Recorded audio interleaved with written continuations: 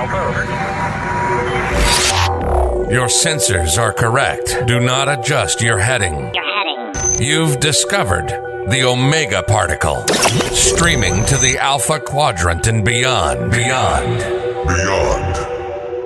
Here's your host, the anchorman of the Federation, the Doctor of Dilithium. This is Jonathan Wiegand.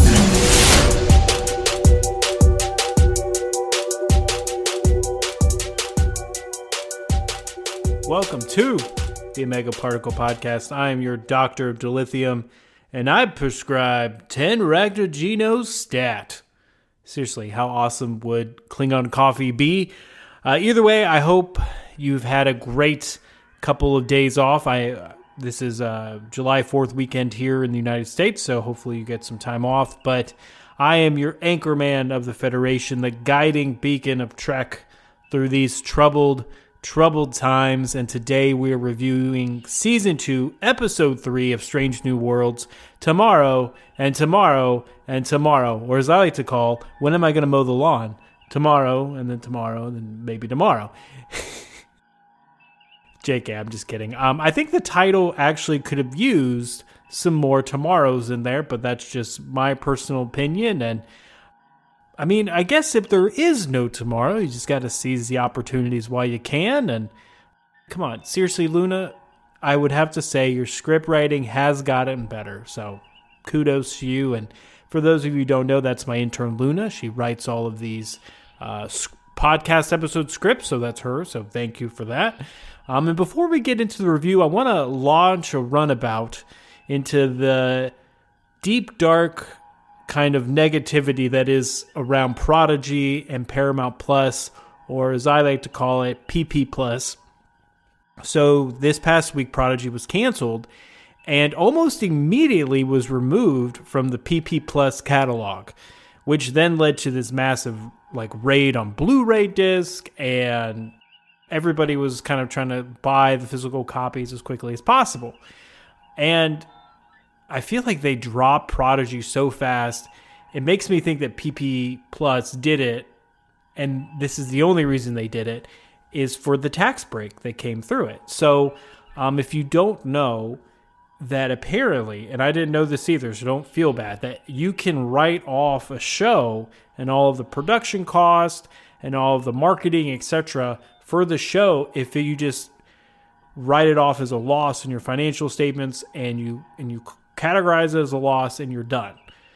And so I definitely think the show will be sold at some point to somebody down the road, but if Paramount Plus, or Paramount in that case, just wants to keep that loss on their financials for the 2023 financial year, they're going to have to keep the show as a loss. So they can't sell it, because then it'll be sell on gain, and it's just a bunch of other tax issues and reporting issues. So they could if they get a good price, but don't be surprised if we never see Season 2 at all, number one, if there's no buyers.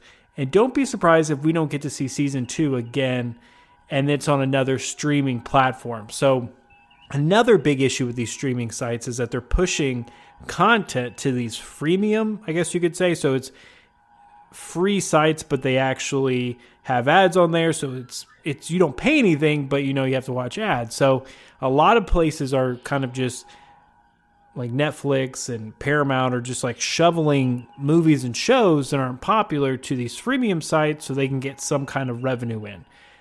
But so that's what I think is going to be happening. I've kind of read that a little bit on the accounting and finance world. That's kind of exactly why Paramount did that, or PP Plus did that. So unfortunately that sucks, because I feel like it was just getting good and it had a really long track record with award shows and things. Is that right, Luna? A couple Emmys. So it was not this complete failure. However, it is what it is, and hopefully another streaming service will pick it up. However, that is not why you have come and tuned in here into the OPP and the fortress of Trekdom here on the East Coast of the United States. And we are going to be covering and reviewing an amazing episode, this week's Tomorrow Cubed, I guess you could call it. So anyway, Luna, let's get into it. Let's light this candle.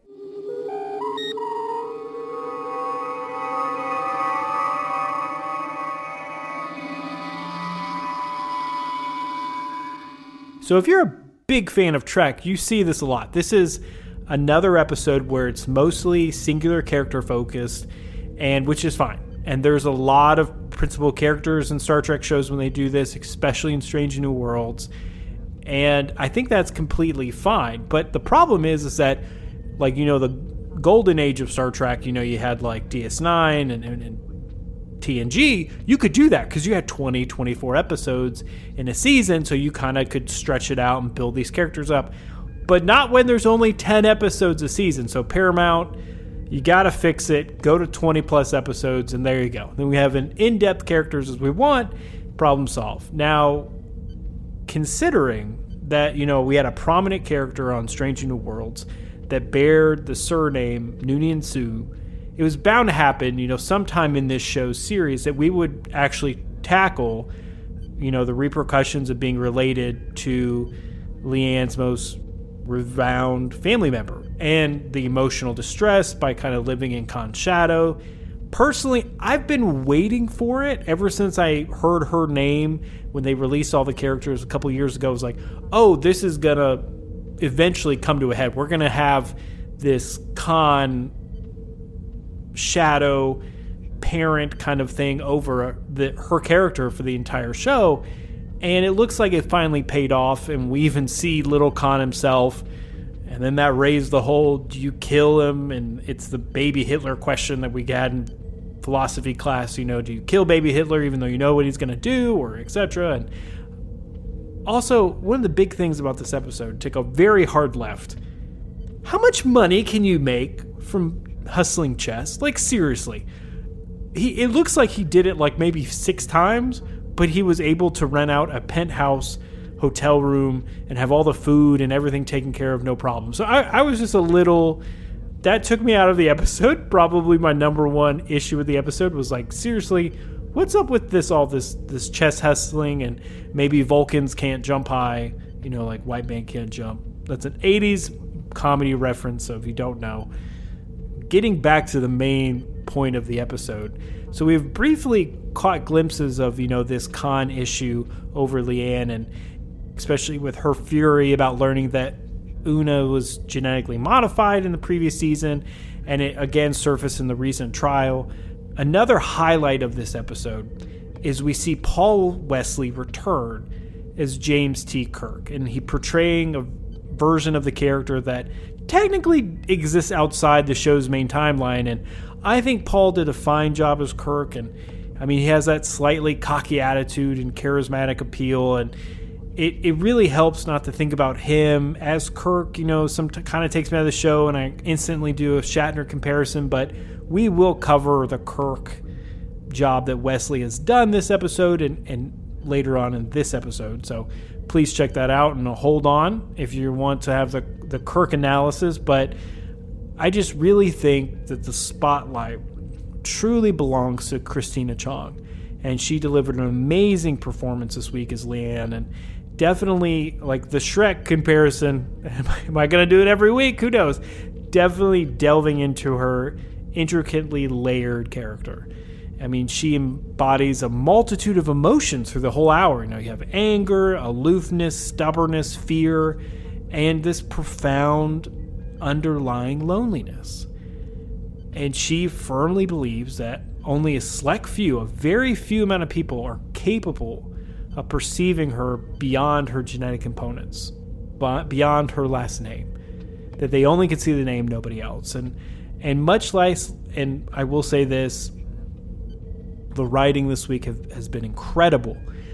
We had a great humor, and it was very well placed last week and again this week, and it almost reminded me of this 90s rom-com, that they're on this mission and they kind of hate each other at the beginning, and then they eventually fall in love. And I mean, it kind of reminds me of that critically acclaimed movie The Day After Tomorrow, which we shouldn't get confused with today's episode, Tomorrow and Tomorrow and Tomorrow. Again, Luna, the joke, what are you writing here? Anyway, furthermore, we are aware of Leanne's anxieties about her potential influence of her genetics and her constant dread of transforming into a monster herself in a And I mean, it's a fate she perceives as irreversible, that she's going to be a monster one day. And we will cover this in a couple minutes, but it raises an interesting question of nature versus nurture. Are we the products of our genetics and our family and our upbringing, or do we forge our own destiny and path? Or maybe it's a little bit of both, but like I said, we'll cover that shortly. And before we kind of get into the deep topics of this week's episode, let's go through a little recap in case you watched it this week or several months from now you're finally catching up. So in this week's, we find Leanne trapped on an alternate version of the Enterprise when a mysterious man, later to be revealed from the Department of Temporal Investigations, which doesn't exist yet in the Strange New Worlds timeline, he suddenly appears. And so the number one thing to me is the temporal Cold Wars were real. This is a real thing now. It's legit canon and probably the only thing from the Enterprise to survive into this new Trek world. So they even get into it a little bit. Sarah, the Romulan, talks about it, and we'll definitely cover all of that. Anyway, this stranger hands her a device and insists that she must prevent an attack that has occurred in the past, and that she should head for the bridge. And this attack has significant repercussions on the timeline that effectively erases the existence of the Federation. And so Kirk now serves as the captain of this Enterprise, not Pike. And while Spock is even on his own vessel as a Vulcan commander, and the Vulcans are engaged with war with the Romulans, and either way, using the same device, Kirk and Leanne are sent back to the mid-21st century. We will cover why they went back to the mid-21st century, and, they have to unravel the events that caused this timeline alteration. This investigation takes them to a lot of places, Vermont, but they really belong and start in Toronto, Canada, which is kind of crazy that they went to Vermont to meet Pela, and maybe that was the reason she got into engineering, was because of what Leanne said to her. Either way, throughout this whole mission, Kirk and Leanne grow closer, and like I mentioned before, forging a stronger bond and eventually falling in love. So as we see them fall in love, they figure out why and where they need to go, and there's this cold reactor in downtown Toronto, and they figure out, it's this Khan research facility, and then they meet this other woman who is kind of their friend. I think her name's Sierra. She's Romulan, and then they tussle, and long story short, timeline is saved, little Khan is protected, and the rest goes on their way. So that's kind of the recash of the episode real quick, if you forgot. Now we're going to get into the fun stuff that I mentioned before, and the first thing is Kirk. So I initially had a lot of reservations about the decision to introduce a younger version of Kirk in Strange New Worlds. I didn't think the show needed another main big character. I just felt like they just put it in to put it in, and it was kind of cheap. However, I must confess that Wesley's performance has pleasantly surprised me. Apparently he was in, as Luna tells me, a show called The Vampire Diaries, and I don't know, he was on that show for a while. I've never watched The Vampire Diaries, but Luna tells me he was good in it. Either way, I remain steadfast in my belief that this show can thrive without any iteration of Kirk.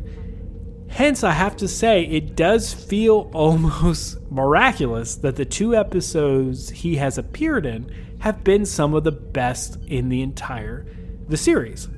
Either way, and that's kind of wraps up into another point, that the brilliance of Strange New Worlds lies in its clever utilization of these alternate timelines. This approach not only helped viewers gradually accept the new portrayal of Kirk and these other characters, but also granted Wesley ample room to carve out his own path, not really just be a imitation or impression of Chris Pine or William Shatner, the 2 people that have previously acted in the role. I think it was just a delightful surprise, especially in how Wesley's portrayal of Kirk exuded such youthfulness, and we haven't really seen that in the other 2. And I mean, he has a playfulness as a young kid and as a young man, so I think that really helped kind of set him apart and be his own. And I mean, everything from, the street hot dogs to suggesting DuckDuckGo, which is kind of crazy to me that DuckDuckGo would be around in the 23rd century, but either way, this showcases a carefree spirit that, that he hasn't yet been burdened by the consequences of command and the consequences of his own decisions, that he just really believes that there's going to be a brighter world to this extent that he's willing to sacrifice his life for it. His younger brother's alive, and he's willing to go to toe for it because he wants that timeline. The original timeline. Against everything that I have felt, I kind of have grown genuinely fond of this incarnation of Kirk. And I know a lot of people may roast me for that and throw me over the bridge, but I have to say I do. And it's hard to bring a new persona to a character that's been around for 50 plus years, but Kirk is one thing when he's in his mid 30s and 40s and he's like older and he's command of the captain of the Enterprise and he's going on missions and he knows who he is and he's sure of himself and he has that confidence. It's another thing to see him as a young man who doesn't really have that yet and see that development. So that's cool. I really do like that. And furthermore, Wesley and Chong, they share just an adorable on-screen chemistry. I mean, call me sentimental, but I love the notion of Kirk engaging in romantic flirtations with another alien lady. And plus, she technically is descended from his ultimate nemesis. So it's rather endearing. I definitely like that. And speaking of Khan, what really truly stands out in this episode to me is the opportunity to witness Leanne unwind in a way we've never seen before. Normally in the show, she perpetually carries a certain degree of tension, whether it's, doing her daily routines or when she's socializing with Klingons over a barrel of blood wine. She's constantly anticipating almost like an impending crisis, an impending doom. Yet in this scenario, despite the weight of an unraveling mystery that could irreversibly alter her life's timeline, irreversibly alter everything and everyone she cares about's timeline, she appears more relaxed, liberated, and kind of enjoying herself with Kirk a little bit. It's a very refreshing change to witness for her character, especially, she's kind of almost been one-sided, so to see her detached from that and detached from that burdensome legacy associated with her family name, it's nice to see kind of the acting chops of Chong really really excel here. It makes me think, when was the last time we saw her experience, such a judgment-free moment? And maybe never in the show. So this was really nice. And naturally, in this episode, dealing with the Khan last name and legacy, it is crucial for Leanne, to come to terms with the fact that she too bears the imprint of Khan's legacy, encompassing both the positive and negative aspects of it. And even the line she says is, his legacy is genocide and torture and me, is incredibly powerful. So showing, he's a monster, but I'm also a part of his legacy too, and I'm going to be different from that. That's how I took that line and in that scene. And again, however, acknowledging her connection to Khan does not condemn her to follow his footsteps. She possesses the autonomy to forge a different path. And if you don't believe me, it's evidenced by her decision to save the young Khan, to not kill him. And even though this young Khan would inflict immense suffering upon her and humanity, it was then, in that critical moment, that she exercised her own agency and makes a morally superior choice. One that, paradoxically, conflicts with her own self-interest and values.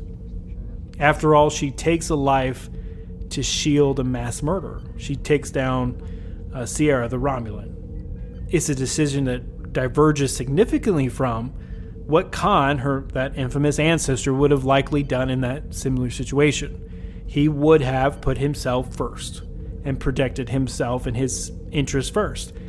And in this one act, she demonstrates to herself that her true essence and true personhood lies in the choices that she consistently makes, defining her character and determining who she ultimately becomes. So it is kind of both, I think, nature and nurture, but ultimately it's what we decide. Yes, like for example, my father is not the greatest guy. He is a hustler. He's lied to a lot of people, got charged with forgery and all this kind of stuff before.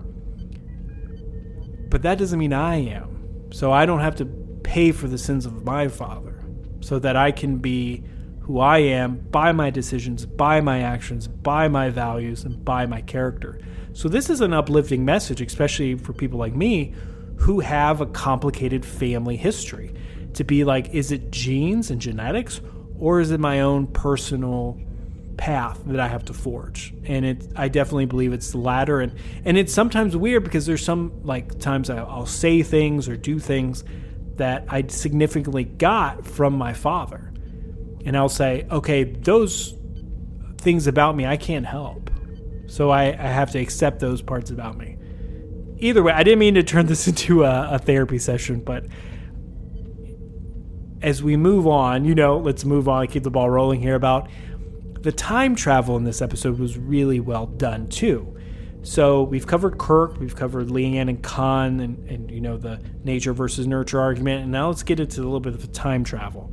So as is the case with any episode, Star Trek episode centered around time travel and potential alternative realities, the extent to which you scrutinize the intricacies of the world created and the potential plot holes that may arise, that's a matter of personal preference. That's, hey, how deep do you want the rabbit hole to go? It's the butterfly effect. I mean, if you go in and which is a theory, a butterfly flaps its wings differently in a timeline, everything can change. And so questions naturally arise, such as the exact occurrence of the eugenics war in this particular timeline, which we are going to get into in depth. Do not worry. Another reason, how Kirk possesses knowledge about Romulan ships in a world where the classic TOS episode Balance of Terror likely hasn't transpired, or how a youthful, endearing version of Khan still exists in the 21st century. And not in the 20th century, in the early 90s. We're in the 21st now. So we will get into that. Do not worry. Furthermore, how much of what we actually witnessed actually unfolded after reality reverted back to its original state? Did it even matter? And then the final shot of the watch, that Lamb brought back, kind of suggests that we may not be disregarding the after effects of her journey into the alternate past fully. That there might be more implications for Leanne, Kirk, and the primary timeline that remain uncertain and open to maybe effect or speculation. And who knows if this is an open door for the temporal Cold War being brought back into the main plot line of the show. And who knows if the temporal Cold War will be heating up at some point. I don't know. But these, again, it's literally up to the individual's preference and how deep you want that rabbit hole to go. As we wrap up our review, I will say, all in all, Tomorrow and Tomorrow and Tomorrow is just a nostalgic tribute to the finest time travel, timeline episodes of Star Trek. It delves into the path left unexplored and the profound internal and emotional effects about the future narratives that we have. It is remarkable to me that Strange New Worlds is still being able to churn out interesting Trek every week. Last week was Ad something. I forget the name of the title. But that was a courtroom drama, of Law and Order. And now we get a classic timeline alternate mission that we go on. So it's very hats off, very amazing job that the writers have done. And I am enjoying it. So that has been our entire review for Tomorrow and Tomorrow and Tomorrow and Tomorrow. Did I get all the tomorrows, Luna? Okay. However, I did want to cover something, and this might be maybe for the nerds, stick around, because this is actually something that caught my eye, especially, and I just mentioned a few minutes ago about how the eugenics war was supposed to happen in the 90s, I think 1996. However, this conflict in Trek history that we saw in this episode, it kind of doesn't happen into the mid 21st century. We see that, Leanne came to face with Khan, and he's just a kid in the mid 21st century. So it seems like to me something has changed with the main timeline.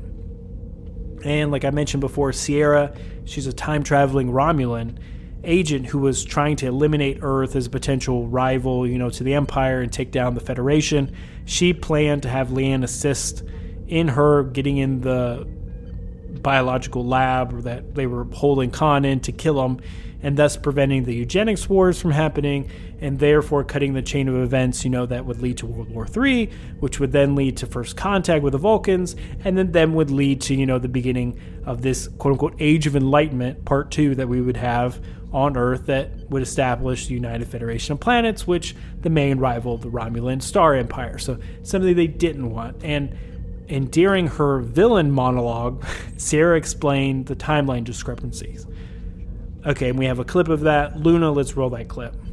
But so many people have tried to influence these events, to delay them or stop them. I mean, whole temporal wars have been fought over them. And it's almost as if time itself is pushing back, and events reinsert themselves, and all of this was supposed to happen back in 1992, and I've been trapped here for 30 years trying to get my shot at him. So this has officially reset the eugenics wars into the 21st century.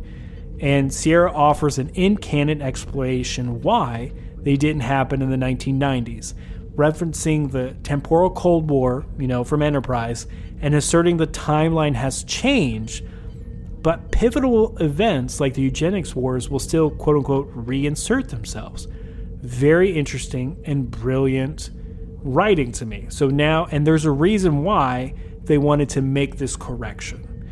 While some, believe the show is trying to change Star Trek history, or may even create an all-new alternate timeline, kind of like the Kelvin movies, and give them many, many more seasons, and Captain Pike won't end up in the beep-beep chair, it appears that the motivation for this change in eugenics wars was not that. And it was a lot simpler and a lot more, I guess nicer and sweeter. So, speaking to Cinema Blend, co-showrunner Avitka Goldsman offers some context why they wanted to do this timeline change. As a direct quote, Avitka says, "This is a correction. Perhaps otherwise it's silly. So Star Trek ceases to be in our universe by the way this happened in season 1. So this is not a season 2 issue, it's a pilot issue. We want Star Trek to be an aspirational future. We want to be able to dream our way into the Federation as a Starfleet." And I think that that's the fun of it, in part. And so in order to keep Star Trek in our timeline, we continue to push dates forward. At a certain point, we won't be able to. But obviously, if you start saying the eugenics wars were in the 90s, you're kind of effed for an aspirational in terms of the real world. So the main reason why was to keep Gene Roddenberry's vision of a hopeful future alive, even though we've passed those dates. So pushing back the dates further and further, and to a point we won't be able to, but further and further, that we can say, hey, we still have time to figure things out, and also Goldsman says the show had already moved the eugenics wars into the 21st century, and like she said, it was a pilot issue. In the pilot episode, Pike showed off footage of Earth's troubled history, and he said, this is Earth in the 21st century. Before everything went wrong, our conflict also started with the fight for freedoms. We called it the Second Civil War, then the Eugenics War, and finally just World War III.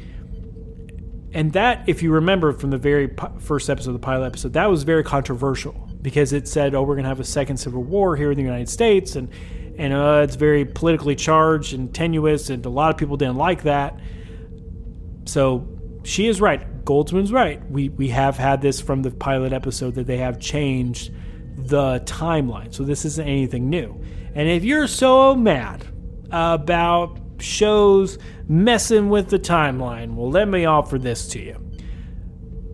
In season 2 of Picard, not the best season, let's be honest, we see that Picard and his crew traveled back to the year 2024, and they were trying to fix the timeline, and which included stopping this alternate Borg queen from changing history, and they got assistance from 21st century geneticist Adam Soon. And in the season finale of Picard Season 2, after the plan failed and all of Soon's digitally stored research was erased, he pulled out a physical file folder and paper report called Project Khan, dated June 7th, 1996.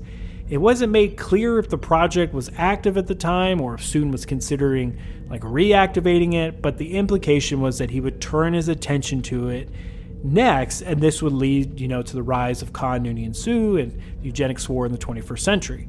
And if people say, well, that's just Picard, that's a new Trek.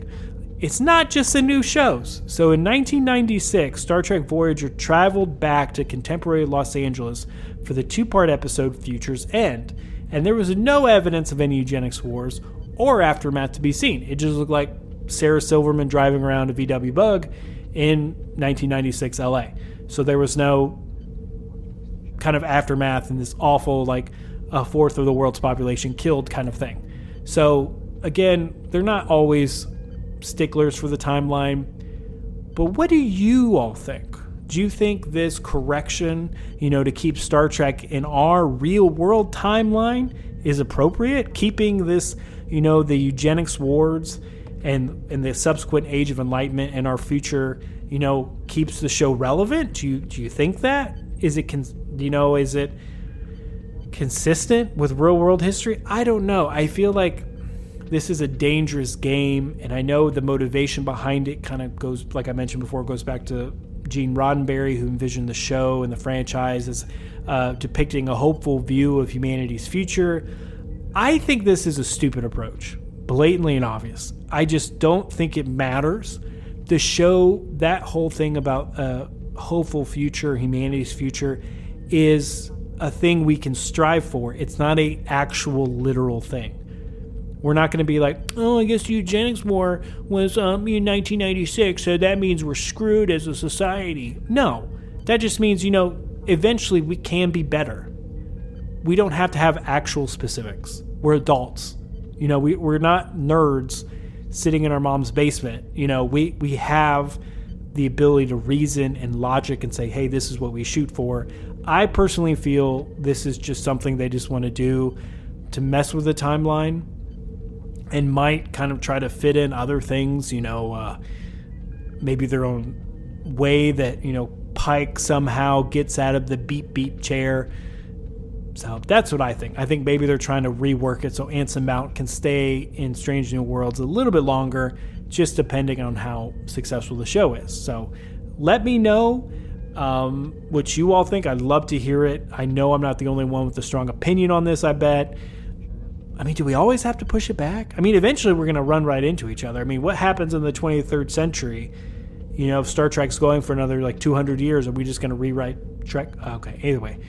Anyway, that has been our review for tomorrow and tomorrow and tomorrow, and deep diving into the change of Star Trek canon and timeline for the eugenics war.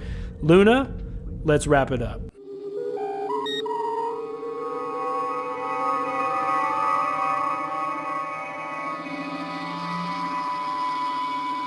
Thank you all so much for listening. I really appreciate it, and it's been awesome kind of getting into Strange New Worlds with you guys. Please, like I mentioned before, let me know what you think. You can reach out to us on social media, on Facebook, Instagram, Twitter. Jeez, what's going on with Twitter, man? I only can read 600 tweets a day or something? That's so stupid. Either way, please feel free to reach out to us. We love hearing and talking to you guys. And as always, please check out www.jasontalksmovies.wordpress.com for all of your blog and movie reviews. I'm sure he'll be doing one soon on Indiana Jones and the Dial of Destiny, so keep a lookout for that. And remember, guys, take care of one another, take care of yourselves, and second star to the right, straight on till morning.